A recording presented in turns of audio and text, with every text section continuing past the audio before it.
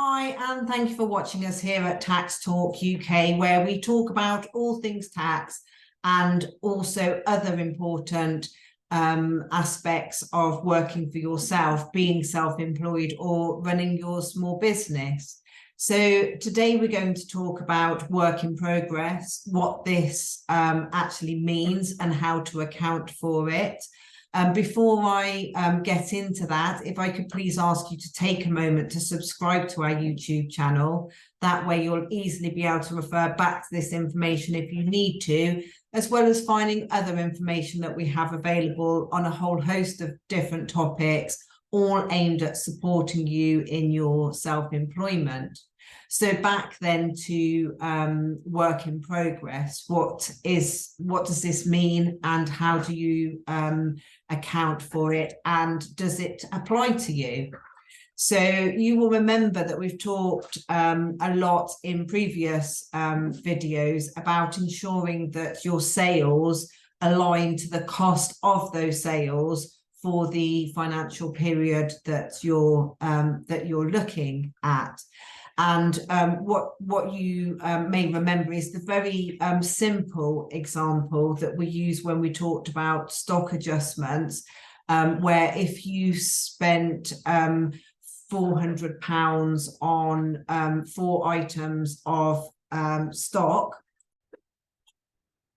and during so for £100 each you bought 4 items, so 400 you'd spent £400, and in that same accounting period you'd sold one of those items for £200, without any adjustment. You can see that this looks like an income of £200 and a cost of £400. So in that example, it's clear to see how the cost of those sales aren't properly aligned. So that gives a distorted view of your profit and loss, and that would obviously have the same opposite effect in the next period, assuming that all was evened out. So with work in progress, we've got a similar sort of situation where if, for example, your sales take a little while to do, perhaps you're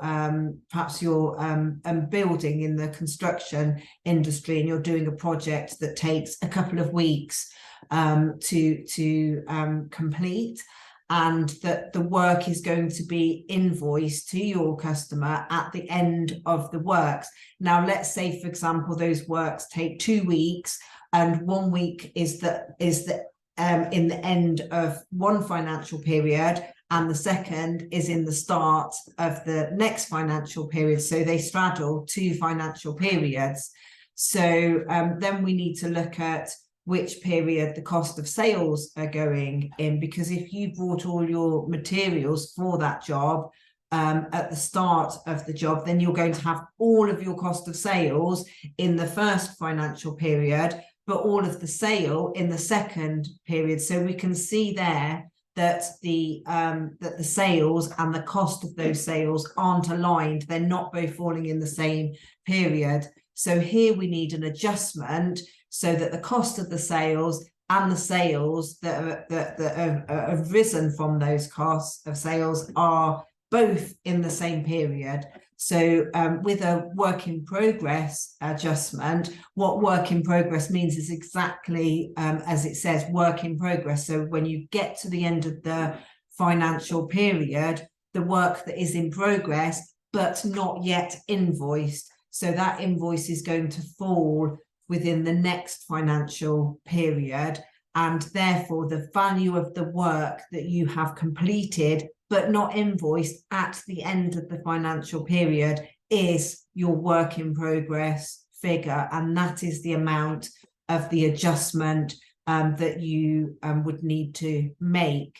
So in terms of actually making the adjustment, if we are creating a journal in our Making Tax Digital software, what we want to do is increase the sales for the period that the work in progress has arisen, and we're going to offset that by creating a work in progress figure on our balance sheet, so that then at the end of the second period, we carried that work in progress figure on our balance sheet all of the way through that period. And let's say, for example, at the end of the second period, there is no work in progress. All of the works happen to finish and were aligned with the financial year end. So at the end of the second year, there's no work in progress. Then what we would do is we would reverse, in effect, that journal, which would then take that sale out of the second period, because we already accounted for it in the first period, if that is clear.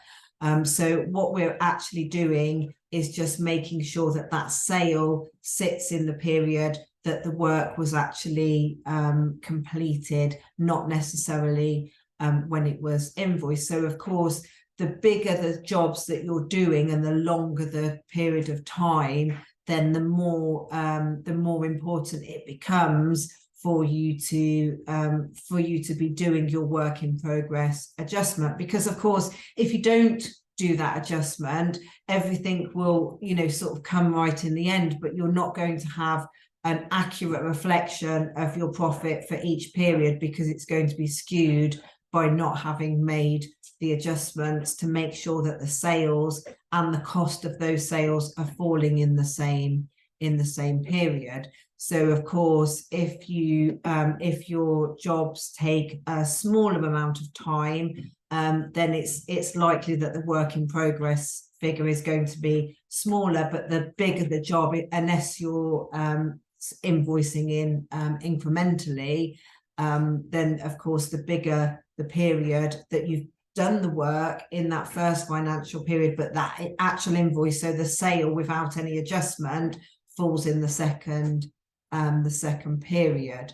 So hopefully that helps to give you an overview and understand that work in progress effectively is work that is in progress, that you've carried out, that you're entitled to invoice for, but you're waiting until the end of the job. So it's just to make sure that that's all aligned, and that so that the sales and the cost of those sales both are going to fall within the same period. So that would be the accounting adjustment that we would make. We would be adjusting the sales and the work in progress on the balance sheet, the sales being obviously on the profit and loss.